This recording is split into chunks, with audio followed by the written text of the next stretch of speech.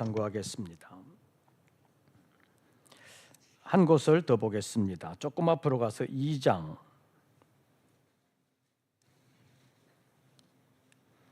1절부터 7절까지의 말씀을 함께 교독하시겠습니다. 2장 1절을 제가 먼저 읽습니다. 그가 내게 이르시되 인자야 내 발로 일어서라 내가 내게 말하리라 하시며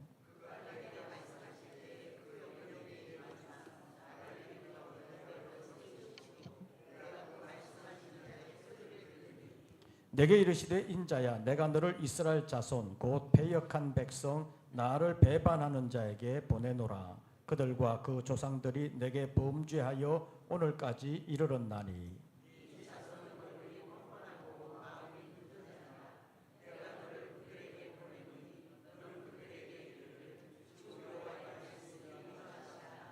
그들은 패역한 족속이라. 그들이 듣든지 아니 듣든지 그들 가운데 선지자가 있음을 알지니라.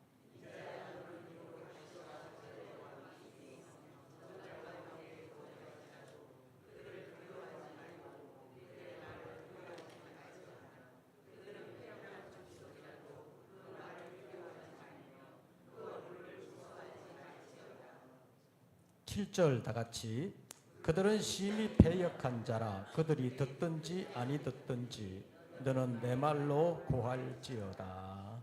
아멘.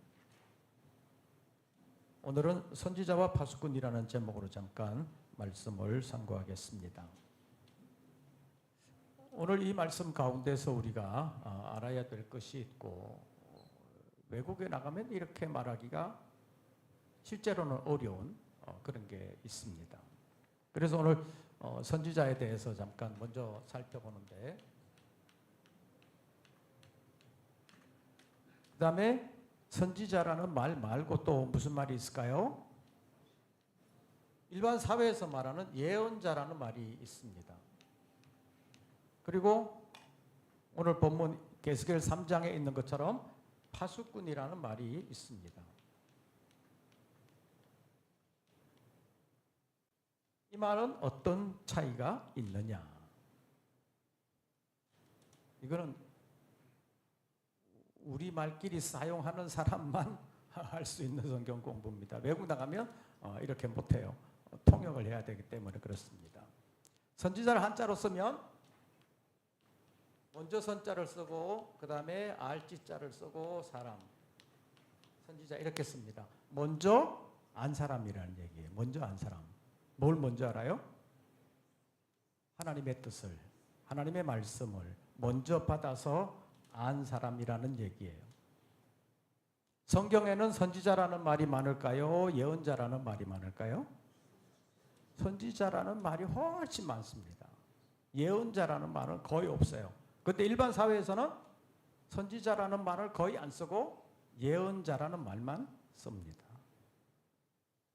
우리 성경에 보면 예언자라는 말이 한번 있기는 해요. 우리 한번 찾아보시죠. 좀 앞으로 가서 에스겔 제28장, 예레미야 28장, 죄송합니다. 예레미야 28장.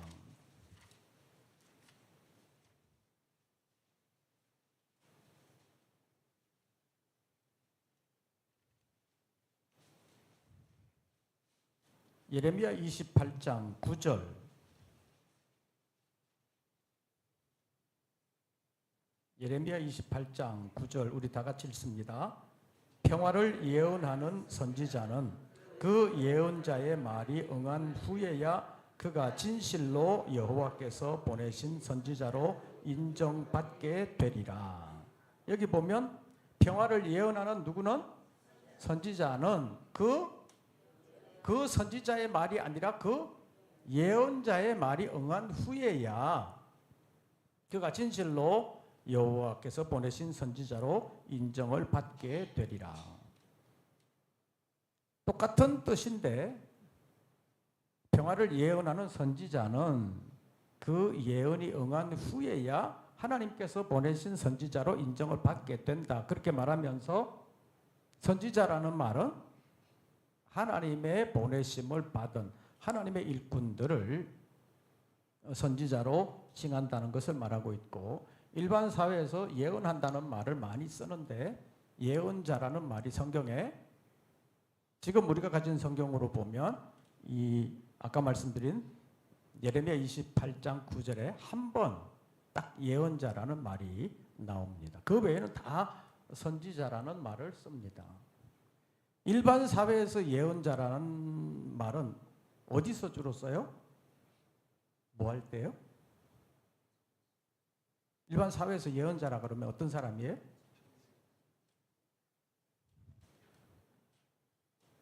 한자로 쓰면 예언자라는 것이 뭐냐면 그 다음에 뭘 쓰느냐 하면 코끼리 상자를 씁니다. 여기다가 코끼리 상자를 쓰는데 왜냐하면 여러분들도 가끔 동물의 왕국 같은 데서 보셨는지 모르겠는데 이 코끼리들은 무슨 때를 안다 그래요? 자기 죽을 때를 안다는 거예요. 그래서 코끼리들이 무리 생활을 하다가 자기 죽을 때가 되면 무리를 떠나서 어디론가 가가지고 혼자 죽는다. 그게 이제 코끼리들의 생리라는 거예요. 그래서 일반적으로 코끼리들이 늙어서 죽을 때 그 무리 속에서 함께 살다가 죽는 일은 거의 없다는 거예요. 그래서 코끼리는 자기 장래를 안다. 그래서 어떤 미리 다가올 일, 아직 다가오지 않은 장래에 될 일을 미리 아는 사람을 예언자라고 할 때 한자를 이렇게 코끼리 상자를 써서 이 예언자라고 그렇게 표기합니다. 그런데 성경에서 말하는 이 선지자는 아직 오지 않은 일을 미리 얘기하는 이런 예언만 말하는 것이 아닙니다. 성경에서 말하는 선지자는 누구냐? 예언자는 누구냐? 오늘 본문에서 보면 자, 보시죠. 아까 먼저 나중에 읽은 에스겔 2장에서 보시죠.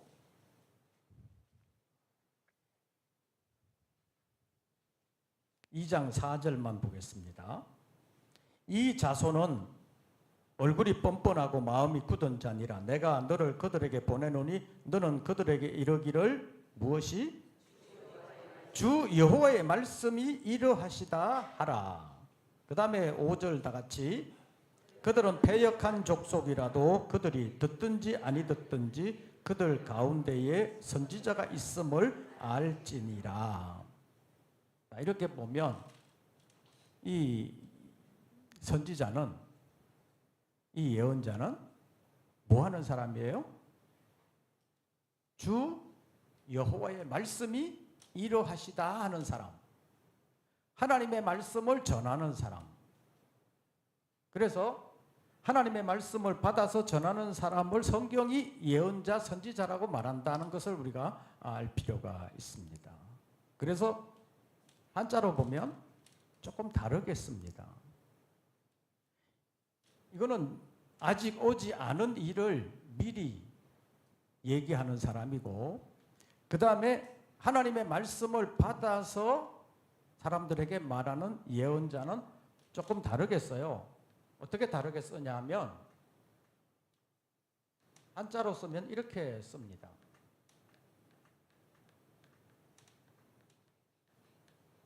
미리 예를 쓰는 게 아니라 맡길 예라는 단어를 쓰는 거예요. 하나님이 이 사람에게 말씀을 맡겨서 그 말씀을 전하게 하셨다. 그래서 아까 에스겔서 2장에 있는 말씀을 보면 주 여호와의 말씀이 이러하시다 하라. 그렇게 말하는 것이 예언이라는 거예요. 단지 앞으로 이런 일이 일어날 것이다 라고 말하는 사람만 예언이 아니라 하나님의 말씀이 이러하다라고 하는 것을 전하는 것이 예언이라는 거예요. 그러니까 성경에서 말하는 예언이라는 말이 이런 예언만 있는 게 아니라는 거예요.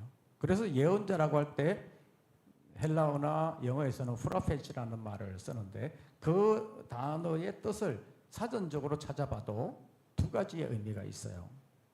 하나는 아직 오지 않은 일을 미리 말하는 사람.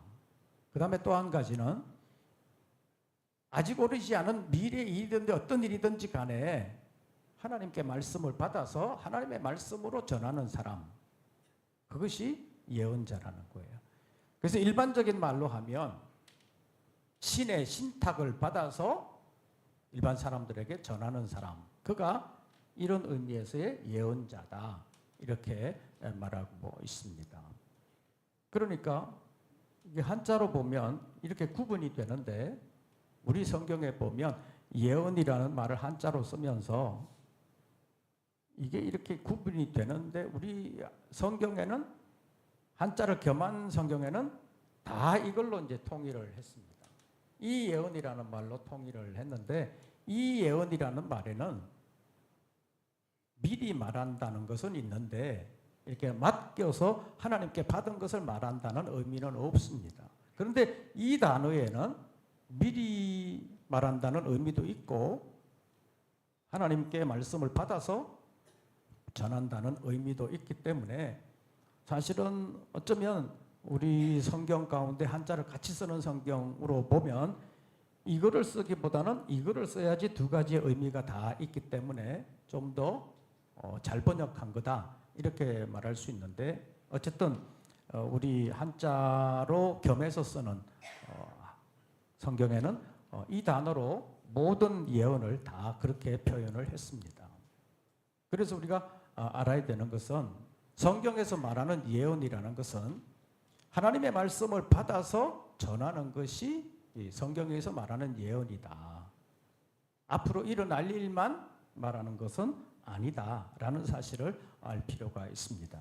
그래서 성경에서 선지자라는 말을 쓰고 예언자라는 말을 거의 안 썼는데, 이 의미로 본다면 미리 알기는 아는데 어떻게 아느냐? 자기의 예지력으로서 아는 게 아니라 하나님의 말씀을 받아서 하나님의 뜻을 알고, 미리 알고 그 뜻을 전하는 사람이 선지자다, 그렇게 불려지고 있다는 것입니다. 그러니까 성경에서 예언자라는 말은 거의 없고 한 번 딱 나오는데, 대부분 선지자라고 하는데 그 의미상으로 보면 먼저 알고 전하는 사람이 선지자다. 어떻게 먼저 아냐? 우리가 성경을 찾아보겠습니다. 베드로후서 제1장. 베드로 사도가 말하는 예언자는 어떤 예언자인가 하는 것을 보는 것입니다. 베드로후서 제1장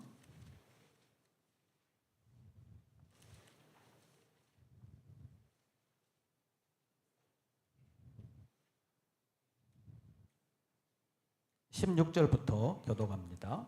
베드로후서 제1장 16절부터 끝절까지 교독합니다. 16절을 제가 읽습니다. 우리 주 예수 그리스도의 능력과 강림하심을 너희에게 알게 한 것이 교묘히 만든 이야기를 따른 것이 아니요 우리는 그의 크신 위엄을 친히 본 자라.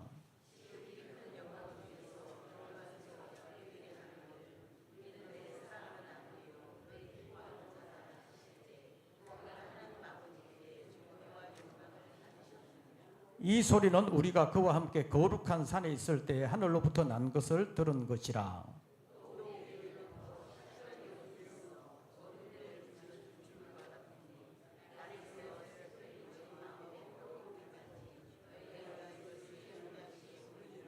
먼저 알 것은 성경의 모든 예언은 사사로이 풀 것이 아니니.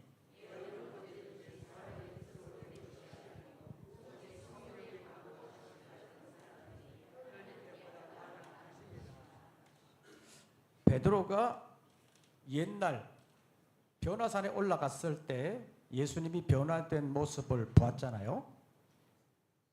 그때 사실은 너무 황홀해가지고 제자들이 정신을 못 차렸잖아요. 베드로뿐만 아니라 베드로와 함께 올라간 야고보와 요한도 그 광경을 보았는데 확실히 보았고 확실히 들었어요. 그게 누가 나타났었어요? 모세와 엘리야가 나타났습니다. 모세와 엘리야가 나타나가지고 주님의 별세에 대하여 서로 대화하는 것을 제자들이 들었습니다.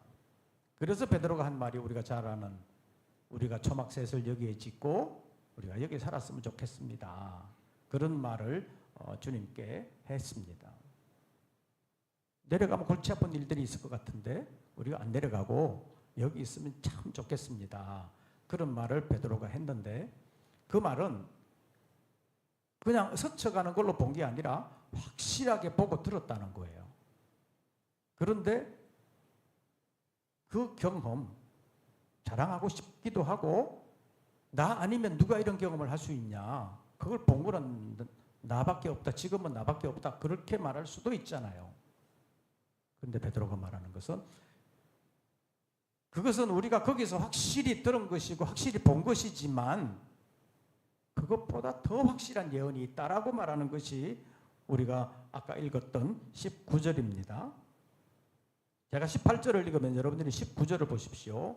이 소리는 우리가 그와 함께 거룩한 산에 있을 때에 하늘로부터 난 것을 들은 것이라.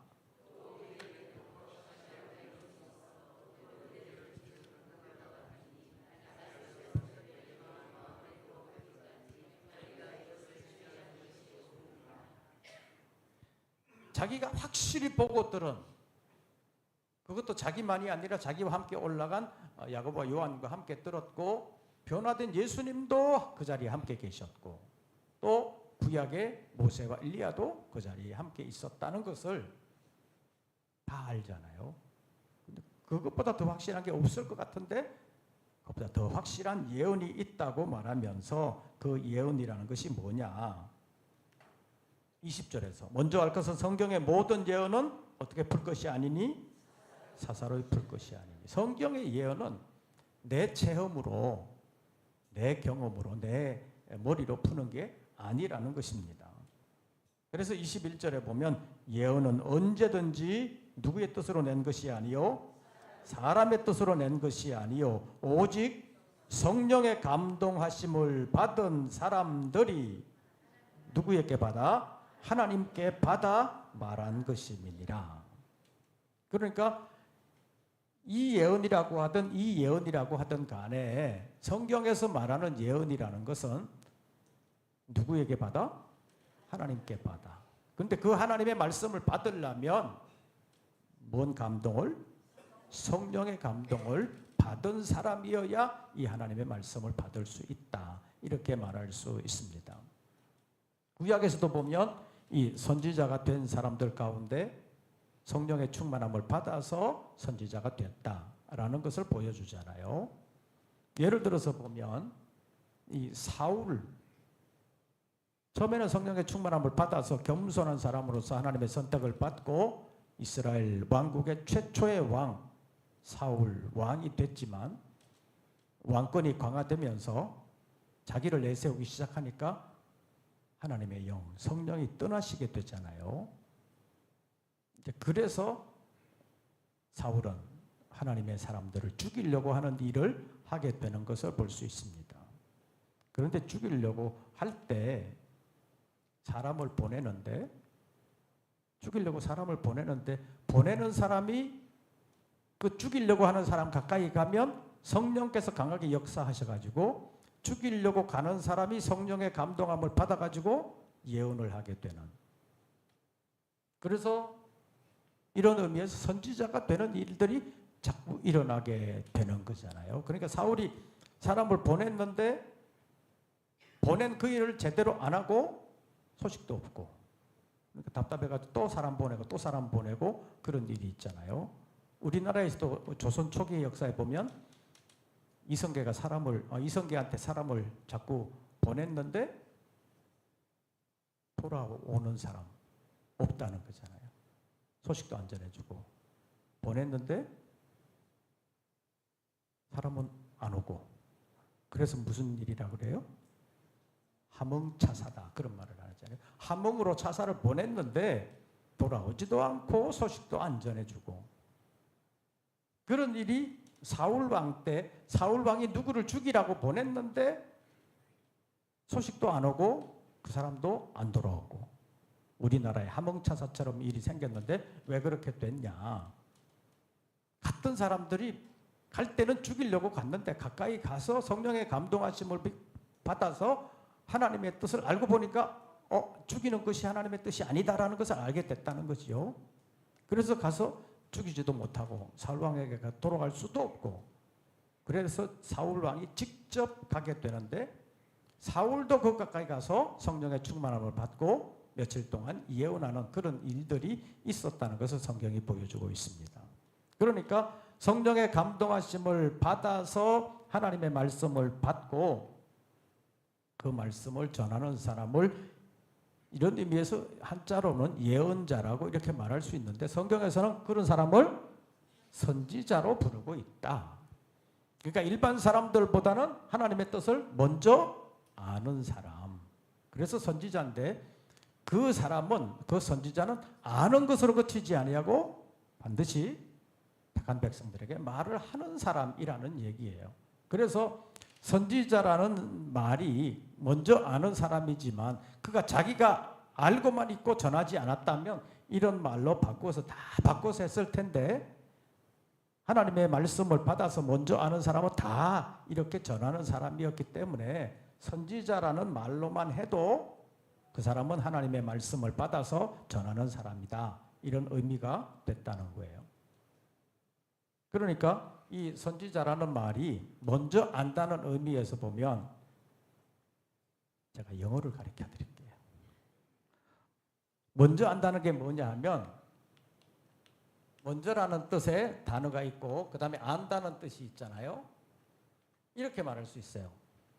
먼저 아는, 먼저 안다 이렇게 말할 수 있어요. 그리고 이 예언한다는 것은 먼저 말하는 거잖아요. 아직 일이 오기 전에 장래 일인데 미리 말하는 거잖아요. 그것은 이렇게 영어로 쓸 수 있어요. 근데 이 하나님께 받아가지고 말하는 것은 영어로 쓰기가 조금 곤란해요. 이건 뭐라고 써야 되냐. 그래서 사실은 영어 사전에도 없는 건데 신학자들은 이렇게 씁니다. 포스텔이라고 쓰는데 방향이 하나님께 받아가지고 백성들을 향해서 말하는 것이라고 해서 이렇게 쓰는데 영어 단어 사전에는 안 나와요. 근데 신학자들은 요 의미와 요 의미가 좀 다르기 때문에 이렇게 써야 된다라고 말하고 있습니다. 어쨌든 우리가 단어를 보면 하나님의 선지자들은 그냥 장래 일만 말하는 사람이 아니라 하나님의 뜻을 성령의 감동으로 미리 알고 있지만 미리 안 것으로 그치지 아니하고 그것을 말하는 사람, 시기적으로 보면 이렇게 되고 또 뜻으로 보면 이렇게 되는 예언을 하는 사람이 성경의 선지자다. 그래서 성경의 선지자를 시간적인 기준의 관점에서만 보면 이렇게 되기도 하지만 그러나 성경의 예언자는 다 성령의 감동하심을 받은 사람들이 누구에게 받아? 하나님께 받아 말한 것이다. 그런 의미에서 예언이다. 그런 사람을 예언자다. 이렇게 부르고 있다는 것입니다. 근데 이런 거는 외국 가면 얘기 못해요. 통역을 해야 되는데 뭐 한자를 통역을 할 수 있어요. 뭐 어떻게 할 수 있어요. 설명을 못해요. 우리끼리만 재밌게 공부하는 것으로 하겠습니다. 그런데 또 오늘 본문에 보면 파수꾼이라는 말이 있어요. 파수꾼은 한자로 쓰면 이렇게 됩니다. 파수꾼은 지킨다는 얘기예요. 파수한다는 얘기예요. 이 파수한다는 얘기인데 그런데 일반적으로 다른 성경에 보면 특히 영어 성경에 보면 이 지킨다는 의미가 없어요. 파수한다는 의미가 우리한테는 있잖아요. 지금은 그런 게 별로 없지만 우리 서울로 말하면 서울 외곽에 뭐가 있어요? 성이 있잖아요. 그 지금 둘레길이라고 그래가지고 그 둘레길 본래 그 그게 성둘레잖아요. 그래서 뭐 남한산성, 북한산성 뭐 이런 것들이 있는데 그런 걸 이렇게 쭉 연결한 것이 서울 둘레길이라고 말할 수 있는데 거기에 누가 있냐면 이 사람이 있는 거예요. 파수꾼이 있는 거예요. 옛날에는 동서양을 막론하고 거의 다 파수꾼이 있습니다. 그래서 성에서 뭐예요? 지키는 거잖아요. 낮에는 별반 없어요. 낮에도 있기는 한데 요즘도 군인들 낮에도 보초 서는 사람들 있잖아요. 다 있어요. 근데 중요한 건 밤이에요. 왜냐하면 낮에는 누구나 볼 수 있으니까 외적들이 낮에는 잘 안 쳐들어오잖아요. 워낙 뭐 비교할 수 없을 정도로 압도적인 군사력이 된다면 낮에라도 쳐들어올 수 있는데 주로는 밤에 몰래 쳐들어오기 때문에 지키는 사람이 있어야 된다는 거예요. 그 사람을 지키는 사람을 파수꾼이라고 그러는데 밤에는 어떻게 지켜야 되는 거예요? 파수꾼이 하는 일은 주로 보는 거잖아요. 보는 거. 쳐들어오는 외적이 있냐 없냐 보는 거예요. 지키는 사람이기는 한데 보는 것을 주 임무로 하는 사람. 그래서 영어 성경에서는 이 보는 것을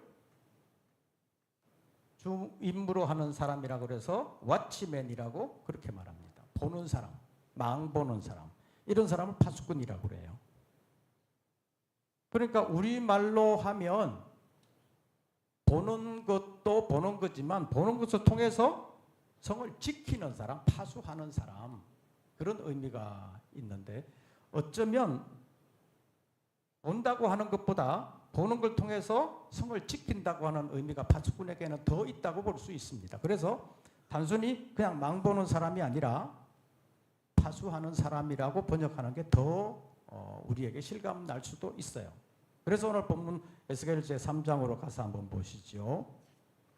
에스겔 제3장으로 본문으로 갑니다.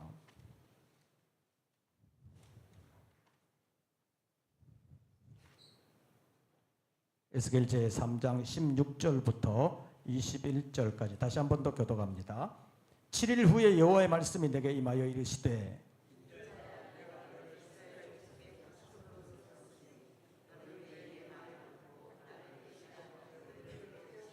가령 내가 악인에게 말하기를 너는 꼭 죽으리라 할 때에 내가 깨우치지 아니하거나 말로 악인에게 일러서 그의 악한 길을 떠나 생명을 구원하게 하지 아니하면 그 악인은 그의 죄악 중에서 죽으려니와 내가 그의 핏값을 내 손에서 찾을 것이고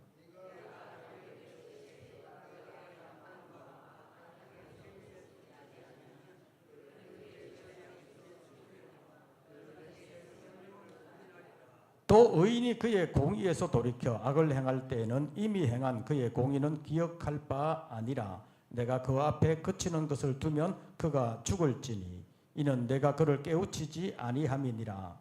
그는 그의 죄 중에서 죽으려니와 그의 핏값은 내가 내 손에서 찾으리라.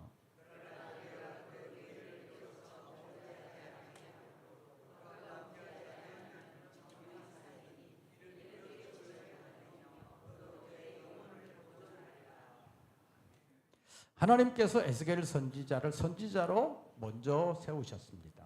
내가 너를 선지자로 세운다. 그 선지자로 세우는 모습을 가장 잘 설명해 주는 것이 예레미야 제1장인데 하나님께서 예레미야에게 나타나셔서 내가 너를 선지자로 세운다라고 말씀하시면서 너는 내 입의 말을 듣고 가서 전해라 라는 것을 분명하게 말씀을 했는데 에스겔을 보내면서는 에스겔을 세우면서는 어떻게 한다라는 것을 말씀하지 않으셨는데 우리가 에스겔서 2장에서 우리가 이미 읽은 말씀에 보면 하나님의 말씀을 듣고 가서 여호와의 말씀이 이러하시다라고 전하면 사람들이 그 말씀을 듣든지 아니 듣든지 간에 누가 있었는 건 알 것이다. 선지자가 있는 줄은 알 것이다. 그러니까 그 사람들이 얼굴이 뻔뻔하고 마음이 굳은 사람들이라 네가 가서 하나님의 말씀을 전해도 잘 받아들이지는 않을 것이지만 그래도 듣든지 아니 듣든지 간에 전하면 너희 중에 누가 있었던 사실은 선지자가 있었던 사실은 알 거다. 그러니까 가서 전해라. 그러니까 선지자는 아까도 말씀드렸잖아요. 성령의 감동하심을 받아 하나님의 말씀을 받아서 전하는 사람이 선지자인데 그 선지자로 에스겔을 부르신 후에 7일 후에 다시 부르셔서 하나님께서 에스겔에게 내가 너를 뭘로 세운다? 이스라엘 족속 외에 파수꾼으로 세운다. 이렇게 말씀하시잖아요. 파수꾼으로 세운다. 아까 선지자로 세웠을 때는 주 여호와의 말씀이 어떻다라? 이러하다 하라. 주 여호와의 말씀이 이러하시다라고 전해라 그랬는데, 이제 파수꾼으로 세우실 때는 뭐라고 말씀하고 있는지 17절 보십시오. 에스겔 3장 17절. 인자야, 내가 너를 이스라엘 족속의 파수꾼으로 세웠으니 너는 내 입의 말을 듣고, 그 다음 나를 대신하여 그들을 깨우치라. 깨우치라. 아까 선지자로서는 전하라. 내 입의 말을 듣고 전해라. 그대로 전해라. 주 여호와의 말씀이 이러하시다. 그렇게 전하라고 했잖아요. 그래서 구약에 보면 선지자들이 하나님의 말씀을 전할 때 여호와의 말씀이니라. 여호와의 말씀이니라. 학개 선지자 같은 경우는 만군의 여호와의 말씀이니라. 이런 말들을 자주 했습니다. 그러니까 하나님의 말씀을 전하면서 이거는 내 말이 아니라 누구의 말씀이다? 하나님의 말씀이다. 그걸 강조하는 거예요. 그것이 여호와의 말씀이니라. 여호와의 말씀이니라. 또 힘들고 어려울 때는 우리가 어떻게 그 일을 감당해? 그런 생각이 들 때 하나님께서 선지자를 통해서 만군의 여호와의 말씀이니라. 이런 표현들을 쓰게 하셨습니다. 그런데 파수꾼에게는 에스겔을 파수꾼으로 세우신다고 말씀하시면서, 내가 너를 이스라엘 족속의 파수꾼으로 세웠다고 말씀하시면서 너는 내 입의 말을 듣고, 그 다음에 그 백성들을 어떻게 하라고요? 깨우치라고 말씀하고 있습니다. 그냥 전하는 것만이 아니라 깨우치라고 말씀합니다. 이 깨우친다는 게 뭐냐? 경고하는 거예요. 경고. 너 하나님의 말씀대로 안 살면, 아까 읽은 에스겔 3장에 있는 말씀으로 하면 어떻게 될 것이다? 죽으리라. 죽으리라. 경고하는 거예요. 이게 파수꾼의 사명이라는 거예요. 그러니까 파수꾼의 사명은 선지자의 사명보다 조금 더 한 단계 더 나아가서 좀 더 구체적으로, 좀 더 적극적으로 하나님께서 요구하시는 것이라고 볼 수 있습니다. 전하는 거는 이제 듣든지 아니 듣든지 그냥 전하면 돼요. 이게 하나님의 말씀이다라고 전하면 되는데, 그것도 물론 쉬운 건 아니에요. 왜냐하면 전하다가 맞을 수도 있고 맞아 죽을 수도 있고 잡혀갈 수도 있고 그렇기 때문에 그렇습니다. 듣든지 아니 듣든지 전해라. 이게 선지자의 사명인데, 파수꾼은 듣고 가서 그 완악한 백성들을 뭐하라? 깨우치라. 경고해라. 말 안 들으면 죽는다. 죽으리라. 죽으리라. 이렇게 경고를 하라고 말씀하고 있습니다. 이것이 파수꾼의 사명이에요. 그래서 우리가 이 악한 시대를 살아가면서 하나님의 말씀을 전하는 사람들은 장래 일로 전하든 아니면 현재 하나님의 뜻이 이것이다라고 전하든 간에 하나님의 말씀을 하나님의 말씀으로 제대로 전해야 된다는 것이 이 선지자의 사명이에요. 우리가 전하는 것도 마찬가지입니다. 우리가 복음을 전할 때 그냥 예수 믿으면 복 받습니다. 이게 아니에요. 진짜 선지자로서 제대로 전하려면 하나님의 말씀을 그대로 전해야 된다는 것입니다. 예수 믿으면 복 받습니다. 성공합니다. 이게 아니라 예수 믿어야 구원받습니다. 예수 믿어야 삽니다. 반대로 안 믿으면 못 삽니다. 구원받지 못합니다. 천국 못 갑니다. 좀 더 직설적으로 하면 지옥 갑니다. 이렇게 전하는 것이 하나님의 말씀을 올바르게 전하는 것이고, 그 다음에 거기에다가 파수꾼의 사명까지 더하게 된다면, 옛날 우리나라의 그 복음 전도를 아주 단순하게 했던 사람 있잖아요. 고함 지르면서 했다는 사람,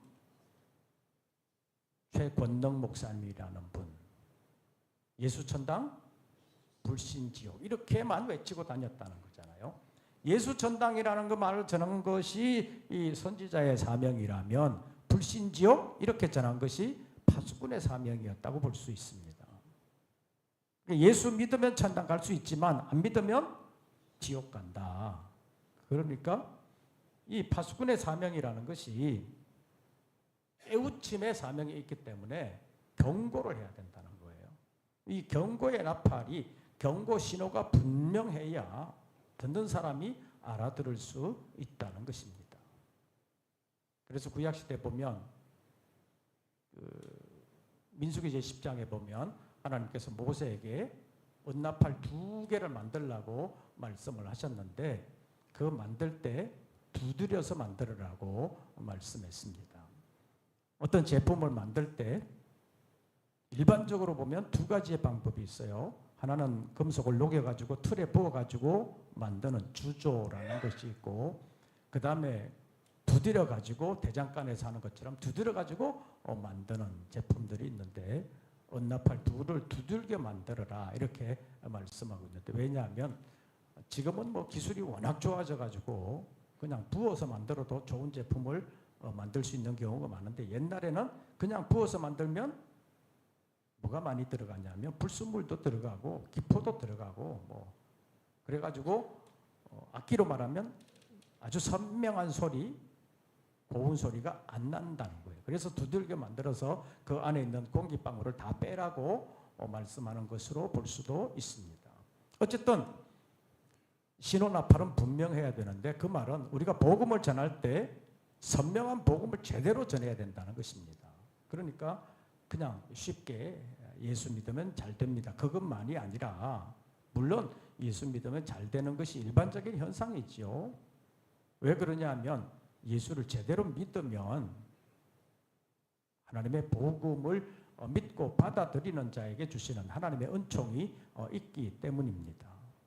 그래서 그냥 사람의 기준이 아니고 하나님을 기쁘시게 하는, 정말로 하나님을 기쁘시게 하는 일들을 해야 되는데 우리가 그렇지 못한 경우도 종종 있습니다.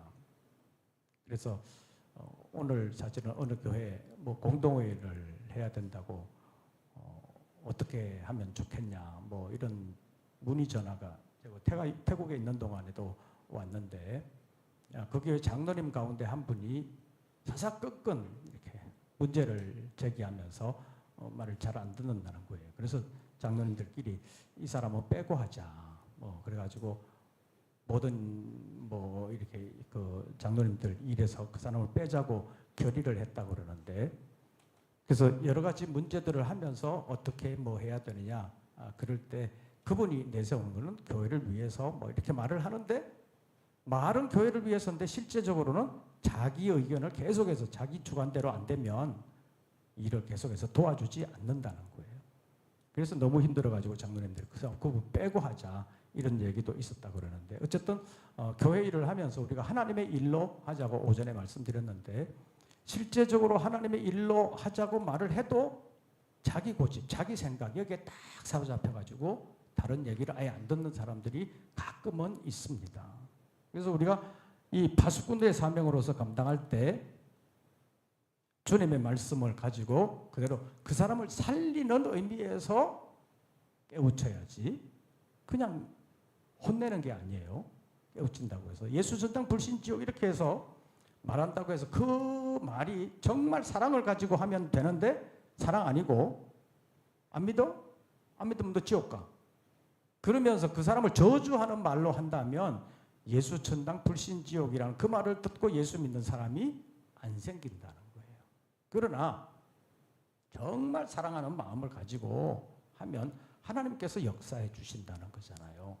그래서 어떤 경우에는 어떤 사람을 전도하기 위해서 뭐도 사주고 그래도 말 잘 안 듣는데, 어떨 때는 막 꾸중해도 듣는 경우가 있다는 것이요.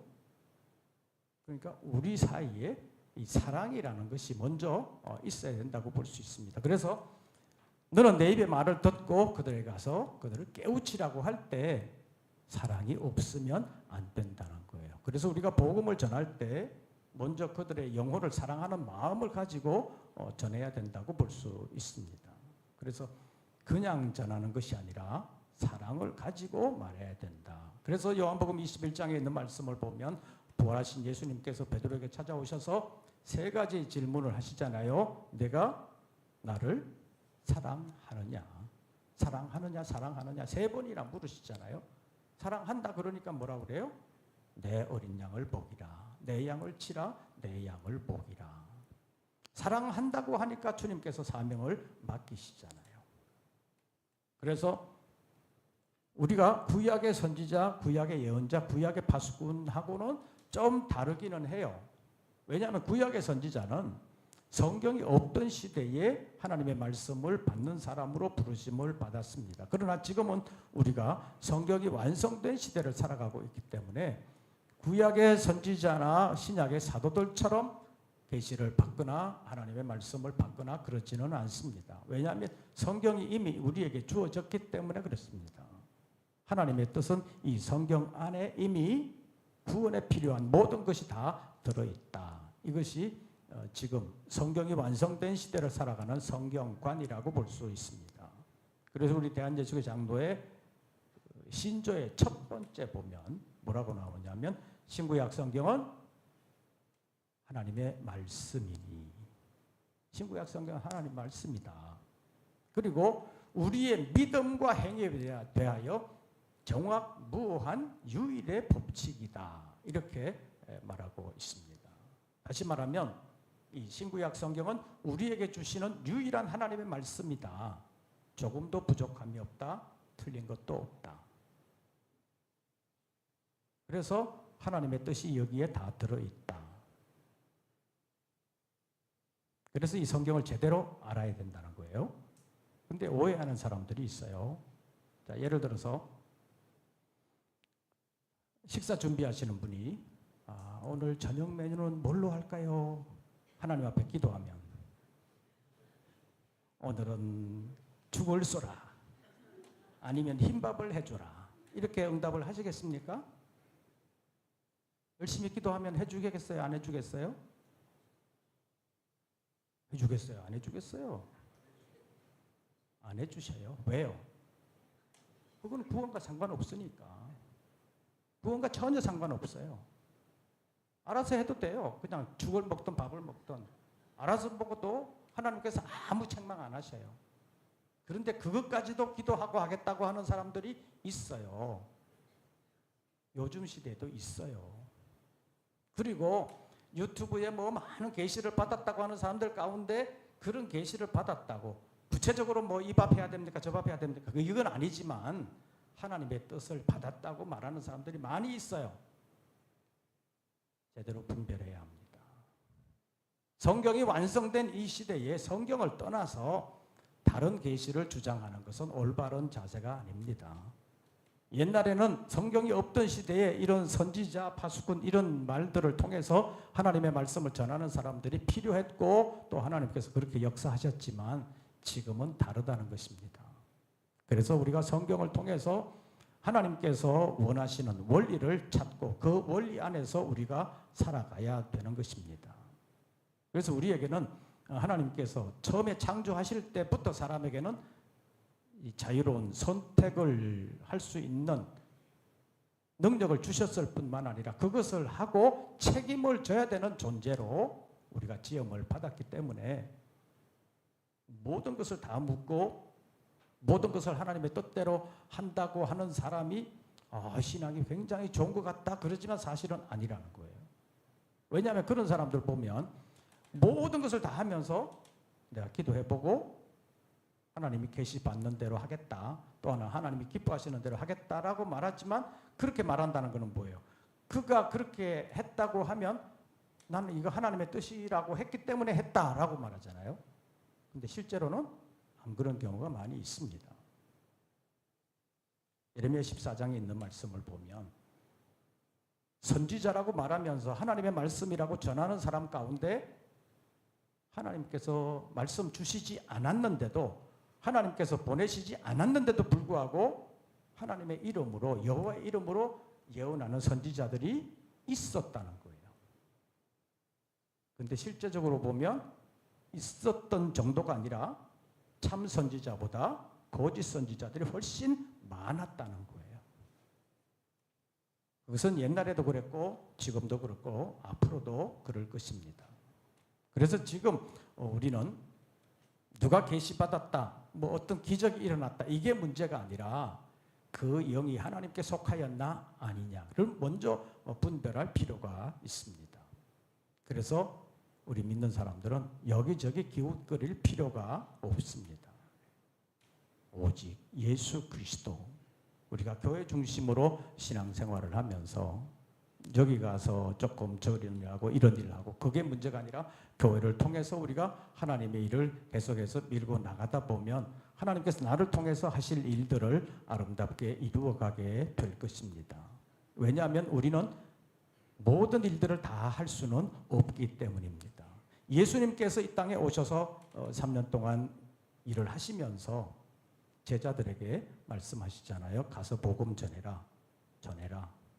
근데 실상은 다 못 간다는 거예요. 할 수가 없잖아요. 여러 가지 한계가 있기 때문에. 그러니까 내가 이스라엘 전체를 다 다니지 못해서 내가 너에게 온다 라고 말씀하시기까지 하셨는데, 그 말은 우리가 하나님의 일이라고 해서 모든 방면에 있는 모든 하나님의 일을 다 할 수는 없다. 그러니까 우리에게는 교회가 있고 교회를 통해서 하시는 일들을 우리가 함께 참여하면서 하다 보면 하나님께서 나를 통해서 하시고자 하시는 일들을 이루어 가신다라는 사실을 알고, 우리가 이 시대 속에서 우리에게도 나름의 선지자로서의 사명도 있고 파수꾼들의 사명도 있는데, 지금 우리가 제대로 무장하면 앞으로 될 일들도 하나님의 뜻 안에서 앞으로 일이 이렇게 될 것이다라는 것을 알 뿐만 아니라, 지금 이 시대 가운데서 세상이 어떻게 가든 하나님의 말씀을 받은 사람은 어떻게 살아야 된다라는 것을 성경을 통해서 깨닫게 될 것입니다. 그래서 요즘 이제 성령의 충만함을 받아야 된다고 말하는 것은 이것이냐 저것이냐 선택하는 것이 아니라 도리어 성경이 뭐라고 말씀하시는지를 제대로 깨닫기 위해서 성령의 충만함을 받아야 된다라고 말해야 된다고 볼 수 있습니다. 그래서 요즘은 어떤 계시받는다고 성령의 충만함을 간구하는 것이 아니라 성경을 어떻게 바로 깨달아야 되냐.